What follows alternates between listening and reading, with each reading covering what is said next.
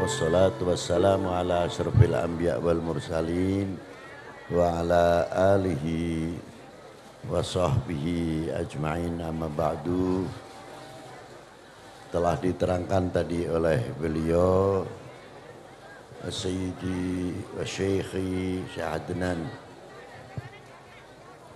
yang telah menerangkan kebesaran-kebesaran baginda Nabi besar Sayyidina Maulana Muhammad sallallahu alaihi wasallam dan pahala serta rahasia berzikir kepada Allah, dari mulai zikir la ilaha illallah sampai zikir sirri Allahu Allahu Allah.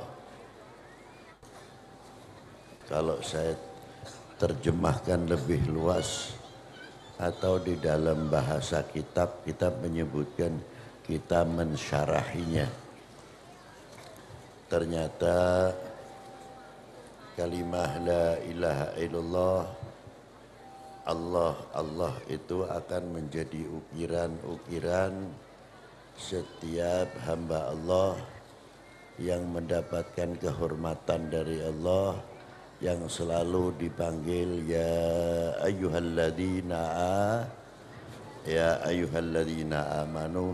Itu satu kehormatan dari Allah yang diberikan kepada umat Sayyidina Muhammad sallallahu alaihi wasallam.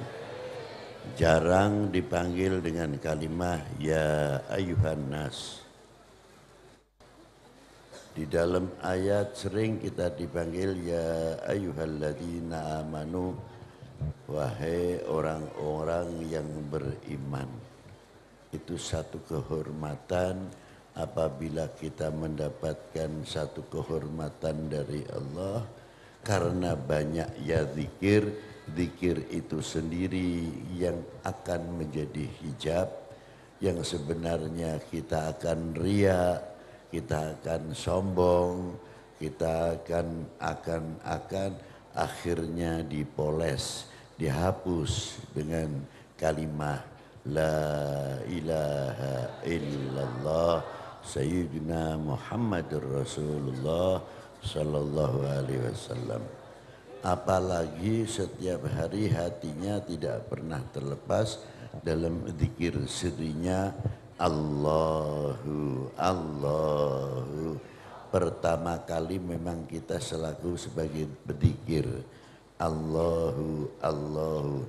Lama-lama kalimah Allah akan memancarkan cahaya makrifat kita kepada Allah, yang akan selalu dengan ucapan Allahu Allah kita merasa didengar, dilihat oleh Allah Ta'ala.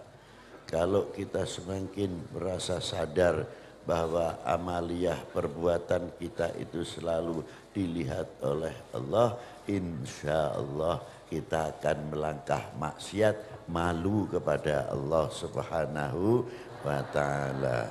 Semakin tambah haya, tapi bukan semakin tambah dablek.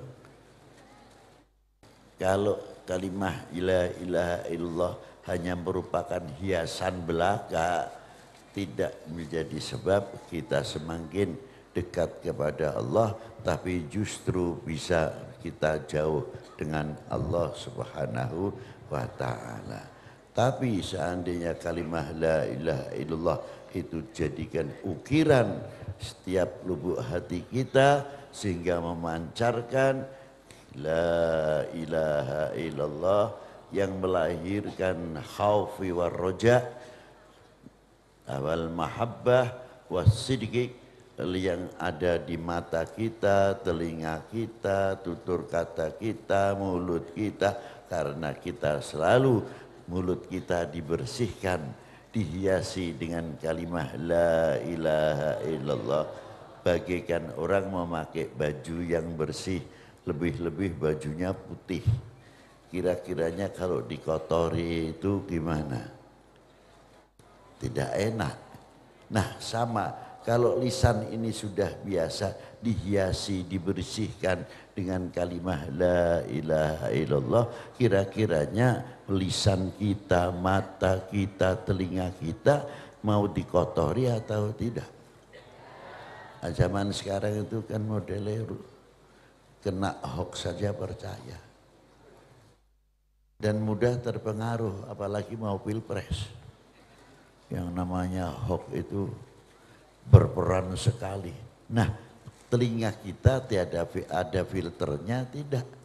Mata kita ada filternya tidak. Mulut tutur kata kita ada filternya tidak. Kalau mulut kita ini ada filternya, insya Allah tidak akan memberikan contoh yang kurang terpuji. Kebebasan berbicara, hantem sana, hantem sini. Apakah itu pembekalan kepada regenerasi ke depan bangsa ini? Regenerasi umat ini ke depan, kita yang mengharapkan mampu bisa membangun, menjawab tantangan umat dan tantangan bangsa, justru kita bekali dengan akhlak-akhlak yang tidak terpuji. Apakah itu tidak memalukan para leluhur bangsa ini yang terdiri dari para ulama salihin wal auliya illahil arifin yang memancarkan cahaya nurul Islam dan memagari bumi pertiwi ini dari Sabang sampai Merauke. Jasa siapa? Jasa para beliau-beliau yang tidak kecil ikut andil besar memerdekakan bangsa ini dari belenggu penjajah dan kebodohan. Lebih-lebih di dalam beliau kita mengajak bersama supaya beriman kepada Allah, supaya selamat dari dunia ini sampai akhirat nanti, sehingga berjumpa kepada Nabi Shallallahu Alaihi Wasallam. Maka dengan adanya jamaah Kliwonan ini, yuk bareng-bareng berilah contoh anak-anak kita, saudara-saudara kita, jangan sampai dengan adanya pilpres terpancing sehingga muncul sesama kita kurang akur, hanya beda pilihan saja. Sangat memalukan. Memalukan mayoriti umat Islam yang ada di Indonesia ini, bahkan di dunia ini, kok malah jadi bisa dilihat menjadi tontonan bukan menjadi tuntunan. Maka dari itu dengan barokah hari Jumat, setiap Jumat Kliwon, ayo bareng-bareng kita beri contoh generasi kita supaya mendapatkan pembekalan yang selalu berittiba kepada Nabi sallallahu alaihi wasallam. Seterusnya, wassalamualaikum warahmatullahi wabarakatuh.